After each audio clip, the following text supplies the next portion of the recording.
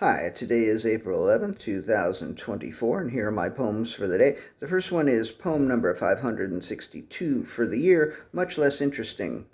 A week ago Friday, also known as 2 weeks ago, I got paid $100 in the form of a $100 bill for doing a show in a tiny space.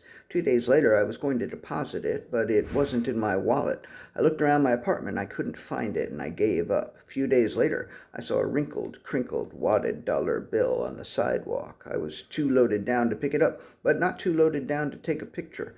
I thought I'd write a poem about how if I had picked it up, I'd only be in the hole $99. But then yesterday, I found the 100. I had put it in one of my shoulder. Where is that 100? There it is. Look, there, right there. I had put it in one of my shoulder bags. I was happy to have found it, but I think I am left with a much less interesting poem. Poem number 563. Patrick the Paper Plate. Patrick was a paper plate who was convinced he was the real thing. Patrick would say to the other plates, when they take me off the shelf and pile on the chili and the cornbread and all the rest of it, I hope they're careful, and I hope they don't drop me, because I'm very sure I would break into very many pieces. Peter, who was a complete asshole of a plate, would tell Patrick he was insane. You're completely delusional, Peter would say. You're stupid. You're batshit crazy. You should go to a goddamn hospital or something. Recently, after one of these exchanges, Patrick was feeling quite fragile, as they were extremely emotionally damaging, and that was the day that Patrick was taken down and loaded with food. He turned out to be quite sturdy, and he was not dropped, so we'll never really know if he would have broken.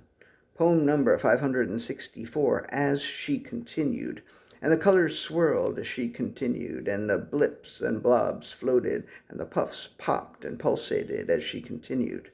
And the ceiling cracked, and the floors creaked, and the walls breathed, and she fell to sleep again, and she woke up again as she continued. And the air was still, and the wind was still, and the water was still, as she continued. And she continued, and she continued, and she continued, as she continued.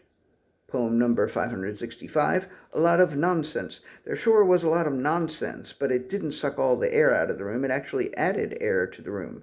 The lot of nonsense added joy and laughter and happiness to the room, and great glops of jelly, and a rubber chicken, and a slide whistle to the room, and a silly story, and silly string, and a supercilious attitude to the room.